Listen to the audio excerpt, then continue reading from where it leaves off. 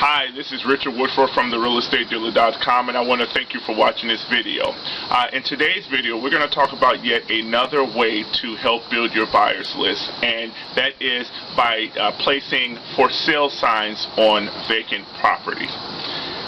Before I go any further, please take a moment after you watch this video to make a comment and or rate this video. It's from your feedback that we get the inspiration and the motivation to create new videos, and we're going to be doing a lot of videos in the future, particularly about how to build your buyers list.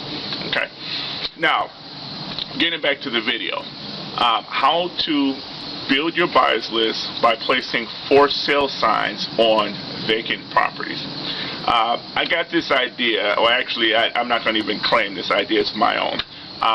I was driving through a neighborhood in Chicago, driving for dollars, if you will, looking for vacant properties, or looking for properties that's abandoned or properties that's neglected. And I was driving through a particular street, and there's this house on this street that I was interested in for quite a while, maybe a couple of months. I've tracked it all through the foreclosure. I contacted the owner. The owner never got in contact with me. So now it's at a situation where it's back with the holder of the mortgage, and it's one of the large banks.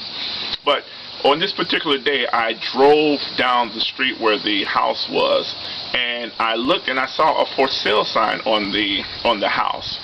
So I immediately jotted down the for sale, the phone number on the for sale sign, and I called the person who who I assumed listed the property. So I called. It was a Friday. I called on a Friday. Didn't get a return call that Friday evening. I called Saturday, didn't get a return call. It wasn't until a week later that I received a return call, and the person who I spoke with was a woman who I spoke with, said, "Oh yeah, you called about a house in Chicago." So I called on a lot of houses. I talked to a lot of people. So I asked her which house was it that I talked, that I called her about, and she didn't know. So I said, "Well, what's your contact phone number?" So I went through my records to try to find the phone number that she was calling from, but it wasn't on my list. So then she admitted that I may have called a particular 312 number. And I said, "Well, what's that number?" So she gave me the numbers. I looked at my records. I said, "Oh yeah, that was his house." Actually, it was 3 houses with that same phone number. It come to find out that the person who I was speaking with was a fellow real estate investor. Actually, she worked for a large real estate investment company, and they didn't own that house. They weren't affiliated with the house at all.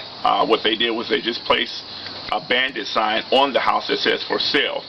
And I said, "Wow, that's a nice way to build your buyers list." I mean, keep in mind that investors are looking, driving through areas and looking for opportunities, and when they see a for sale sign on the house, and they think that for sale sign is affiliated with that house, when actually what the person is doing is basically getting leads from people. So I was amazed. I was amazed that I didn't think about that myself. So I asked the woman who I was speaking with, how quickly does that build up your buyers list? And she said that they do a very good job of building their buyers list. So guess what I'm going to do as a real estate dealer? I'm going to start looking for vacant houses, and I'm going to place bandit signs on those houses. Basically, the sign said "for sale," and it had some other wording, and then it had a phone number. But if I were you, if you're going to implement this technique, I would, put "for sale." I would put your contact phone number, and if you have a website, add your website to the sign, so that people have multiple ways to get in contact with you. So there it is. That's the tip for today. Place a for sale sign on vacant houses.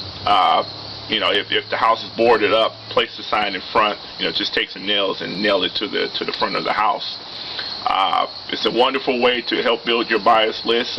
You know, it's nice because the investors who are in that area looking for houses obviously want houses in the area, and if you can somehow get in contact with the mortgage company or the real estate agent who's eventually going to be listing that house, then you have a leg up on it, because you'll see that people are calling about a particular house.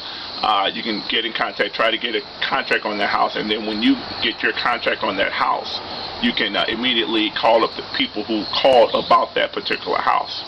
So there's your tip. Again, I want to thank you for watching this video. Please comment and or rate this video, and like I said, it's from your feedback that we get the motivation and inspiration to create more videos. Also, if you want access to money-making real estate deals, definitely go to our website, therealestatedealer.com, via the link that you'll see at the bottom on the screen.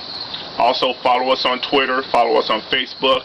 I want to thank you for watching this video. Have a fantastic day.